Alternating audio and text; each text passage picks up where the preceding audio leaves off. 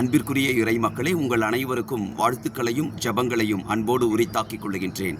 இன்றைக்கு யோவான் நற்செய்தி 20ஆம் அதிகாரம் 19 23 வரை உள்ள இறை வார்த்தைகள் நம்முடைய சிந்தனைக்கு தரப்பட்டிருக்கிறது. பாவ சங்கீர்த்தன அருள் அடையாளத்தை குறித்து இன்றைய நற்செய்தி வாசகத்தோடு ஒப்பிட்டு பார்த்து நாம் சிந்தித்து பார்ப்போம். அன்பிற்குரியவர்களை, நம்முடைய வாழ்க்கையில அமைதியும் மகிழ்ச்சியும் வேண்டுமென்றால் பாவ அறிக்கையை நாம் அடிக்கடி நாட வேண்டும். இன்றைய நற்செய்தி வாசகத்திலே யூதர்களுக்கு பயந்து சீடர்கள் அடைப்பட்ட அறைக்குள்ளாக இருக்கிறார்கள். அது மாலை நேரமும் என்று சொல்லப்பட்டிருக்கிறது. அன்பானவர்களே, அந்த வேளையில் உயிர்த்த ஆண்டவர் அவர்களுக்கு காட்சி கொடுத்து உங்களுக்கு அமைதி உரித்தாகுக என்று 2 முறை சொல்லுகிறார். அதன்பின் தூய ஆவியானவரை அவர்களின் மேல் ஊதி தூய ஆவியை பெற்றுக்கொள்ளுங்கள். எவர்களுடைய பாவங்களை நீங்கள் மன்னிப்பீர்களோ அவை மன்னிக்கப்படும், எவருடைய பாவங்களை நீங்கள் மன்னியாதிருப்பீர்களோ அவை மன்னிக்கப்படா என்று குறிப்பிடுகிறார். அன்பிற்குரியவர்களே, நாம் அனைவருமே மன்னிக்கின்ற கருவிகளாக இருக்க வேண்டும். அதற்காக ஆண்டவர் நம்மை அழைத்திருக்கின்றார். நாம் ஒருவர் மற்றவரோடு கொண்டிருக்கின்ற காழ்ப்புணர்வு, பொறாமை, மன்னிக்க முடியாத சூழ்நிலைகள் எல்லாம் முதலாவதாக நம்மைத்தான் பாதிக்கும் என்பதை நாம் உணர்ந்து கொள்ள வேண்டும்.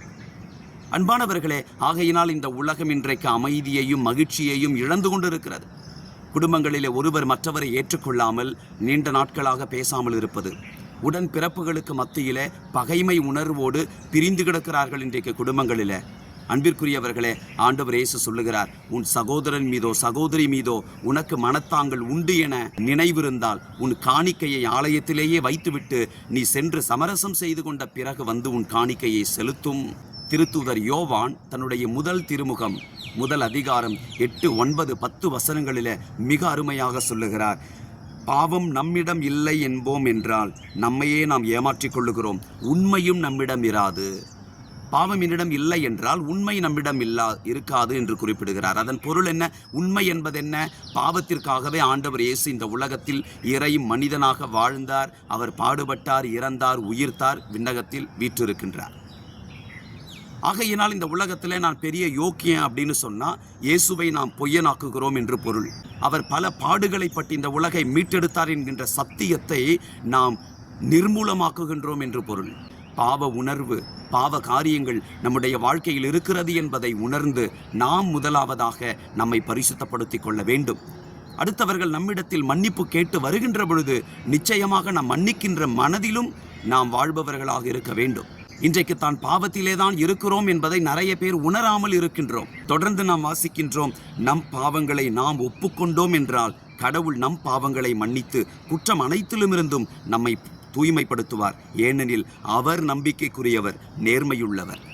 நாம் பாவங்களை எல்லாம் செய்துவிட்டு பாவம் என்கின்ற சேற்றிலே உழன்று கொண்டிருக்கிறோம். ஆனால் சாக்குப்போக்கு சொல்லி கொண்டிருக்கிறோம். ஏன்பா பாவ சங்கீர்த்தனத்துக்கு போல நேரம் இல்லை ஃபாதர், ஏன்பா பாவ சங்கீர்த்தனத்துக்கு போல நான் என்ன ஃபாதர் பெரிய பாவம் பண்ணிட்டேன், வருஷத்துக்கு ஒரு முறை கிறிஸ்மஸ், ஈஸ்டர். அன்பிற்குரியவர்களே, வார்த்தை நமக்கு மிக தெளிவாக சொல்லுகிறது, நாம் பாவிகள் என்பதை ஒப்புக்கொள்ள வேண்டும். அதில் எந்த அவமானமும் நமக்கு தேவையில்லை. பகிரங்கமாக நம்முடைய பாவங்களை நாம் பாவ சங்கீர்த்தன தொட்டியிலே முழந்தால் படியிட்டு குத்தப்பட்ட உள்ளத்தோடு கிறிஸ்துவின் பிரதிநிதியாகிய குருக்களிடத்தில் நாம் அறிக்கை செய்ய வேண்டும். அவ்வாறு செய்கிற பொழுது கிறிஸ்து பாவங்களை மன்னிக்கிறார். காரணம், அவர் நேர்மையானவர், அவர் நம்பிக்கைக்குரியவர். அவர் தன்னுடைய நீதியினால், நேர்மையினால் நம் குற்றங்களை மன்னிக்கின்றார். மன்னிப்பை கேட்பதும் மன்னிப்பை கொடுப்பதும் கோழைத்தனம் அல்ல, அவமானம் அல்ல. மாறாக கடவுள் செய்ய வேண்டிய ஒரு காரியத்தை நம் வழியாக ஆண்டவர் செய்ய விரும்புகிறார். அது எவ்வளவு பாக்கியம்! மன்னிப்பை கொடுப்போமா? மன்னிப்பை பெற்றுக்கொள்வோமா? எங்கள் அன்பின் ஆண்டவரே, நாங்கள் செய்கின்ற பாவங்களினால் உம்முடைய அன்பிலிருந்து நாங்கள் நிறைய நேரங்களிலே பிரிந்து போகிறோம். ஆண்டவரே, பாவ அறிக்கையினுடைய மகத்துவத்தை எல்லாம் உணராமல் பாவத்தை எங்கள் உள்ளத்திற்குள்ளாக நாங்கள் சேர்த்து சேர்த்து சேர்த்து வைத்து உள்ளத்தை இருட்டாக்குகின்றோம், ஆத்துமாவை கெடுக்கின்றோம்.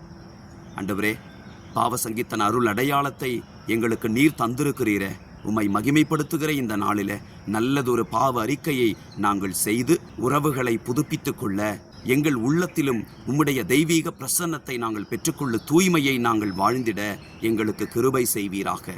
உம் திருமகன் இயேசு கிறிஸ்துவின் சிலுவை மரணம் என்கின்ற நீதியினாலும் நேர்மையினாலும் எங்கள் பாவங்களை எல்லாம் நீர் மன்னியும் ஆண்டவரே. உம் திருமகன் இயேசுவின் பெயராலே ஜெபிக்கின்றோம் தந்தையே. ஆமேன். God bless you.